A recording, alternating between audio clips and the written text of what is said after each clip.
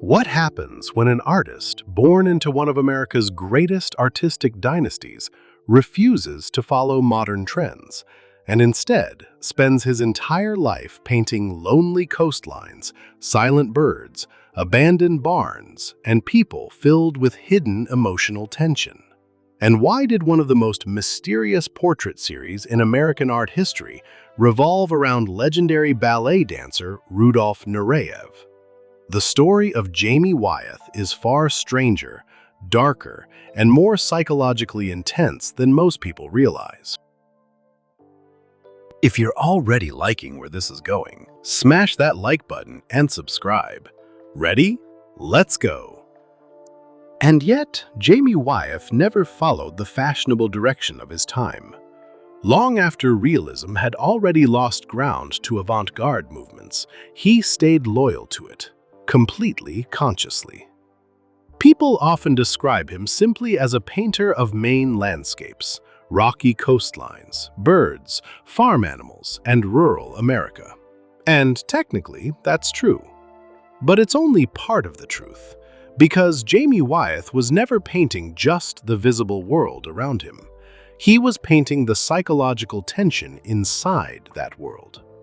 He once said he didn't really consider himself an artist in the traditional sense, more like someone who records life.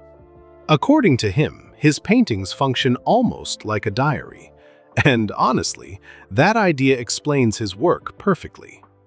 After the tragedy of September 11th, he was driving through the rural roads of Pennsylvania when he saw a white barn with a massive American flag reflected in a pond nearby. That moment inspired Patriot's Barn, a painting where a private rural landscape suddenly became an image of an entire country. And his career is full of these deeply personal visual entries. Early in life, he mostly worked in oil paint, but over time his techniques expanded dramatically. Tempera, drawing, etching, lithography, watercolor, mixed media. Among his best-known works are Pumpkinhead, self-portrait, Clayburgh, the Seven Deadly Sins series, portraits of his father, and of course, the famous portrait of Andy Warhol. Portraiture became one of the central parts of his career. He painted Vietnam veterans, members of the Kennedy family, a posthumous portrait of John F. Kennedy, and even President Jimmy Carter. But his relationship with Andy Warhol became one of the most unexpected and fascinating chapters of his life. At first glance, they seem like complete opposites. Jamie Wyeth, the quiet realist obsessed with barns, dogs, and isolated coastlines. Warhol, the king of pop art living in the middle of New York chaos. And somehow, they became close friends. In the 1970s, Wyeth even had a studio inside Warhol's legendary factory. And the truth is, they actually had a lot in common. Both collected objects obsessively. Both were fascinated by themes of illness and death. Both faced criticism, one for being too traditional, the other for being too radical. In 1976, their mutual fascination led to an almost unprecedented joint portrait exhibition. Wyeth painted Warhol in his hyper-realist style, vulnerable, fragile, almost emotionally exposed. Meanwhile, Warhol transformed Wyeth into a pop icon. It became a genuine artistic dialogue between two completely different visions of art. Years later, in 2012, Wyeth returned to Warhol again in Moonlight Voyager. In that painting, Warhol appears almost ghost-like, sitting on the rocks of Monhegan Island, as if woven from moonlight itself.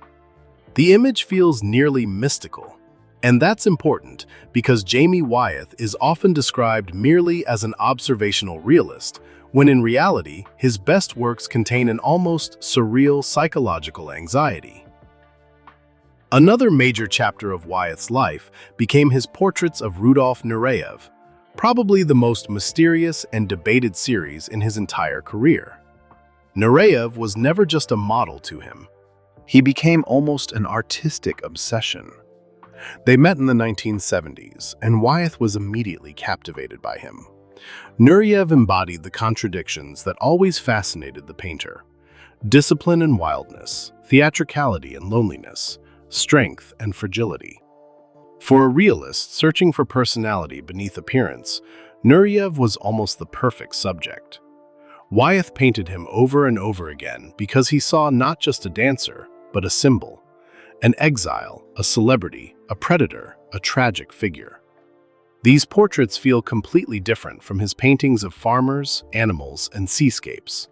They're more nervous, more psychological, almost haunted. Wyeth was especially fascinated by Nureyev's duality, a global superstar who was also deeply isolated and lonely.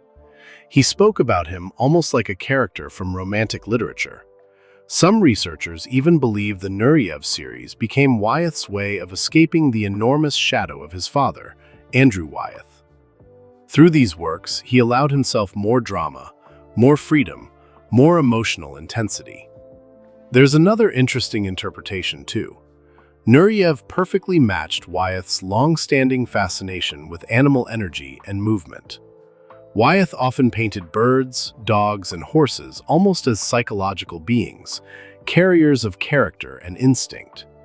And in Nureyev, he saw that same tense, almost animalistic physical energy. That's why these works feel less like multiple portraits of one person and more like an entire visual diary. Some art historians even argue that the Nureyev series may be the boldest part of Wyeth's entire legacy, riskier and emotionally more exposed than even his famous portraits of Warhol or the Kennedys. Critics have repeatedly noted that Wyeth's fascination with Nureyev appeared deeper than ordinary portraiture. The closeness between artist and model sparked ongoing speculation about hidden emotional subtexts inside the paintings. Some even saw subtle hints of personal attachment, although there has never been direct confirmation of that. Wyeth himself mostly spoke about Nureyev's magnetic personality and almost mystical physical presence. And maybe that's why these portraits still feel so powerful today. They're not simply images of a dancer. They've become one of the most intimate and psychologically layered series in modern American realism. Many critics describe Jamie Wyeth as an artist of opposites. On one side, near documentary precision. On the other, an overwhelming feeling of mystery. The same contradiction appears in his personal life. His biography is surprisingly anti-bohemian. Unlike many artists of his generation, he never became known for scandals, chaotic romances, or celebrity excess. Quite the opposite. For decades, he has lived with one woman, his wife Phyllis, whom he painted many times and often described as his closest companion and emotional anchor. Their marriage is considered unusually stable for the art world.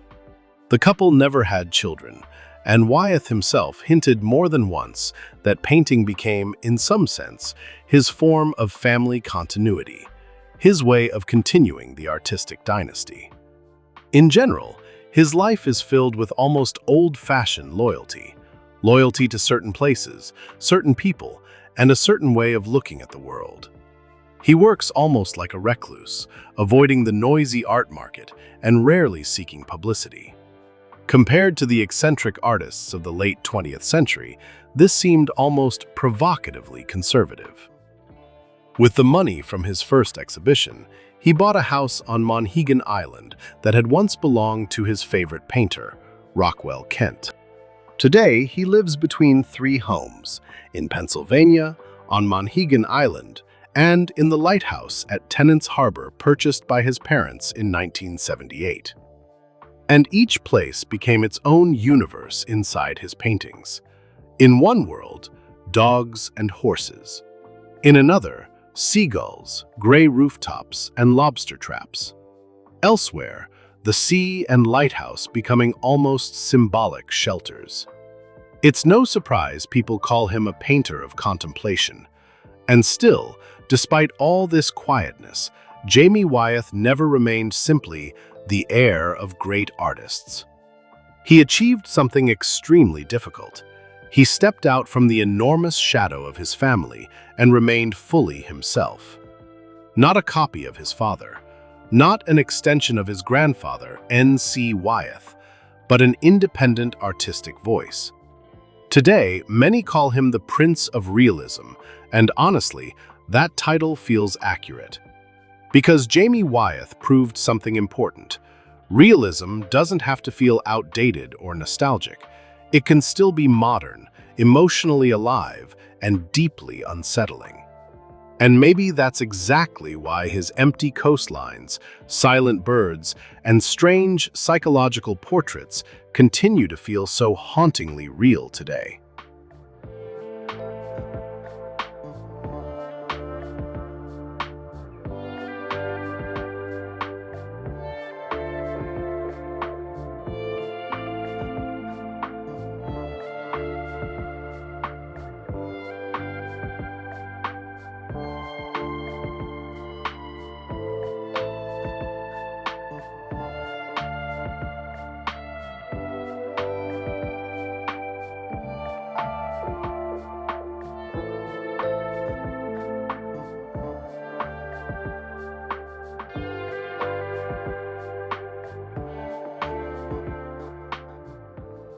Thank you for watching and exploring the world of art with us.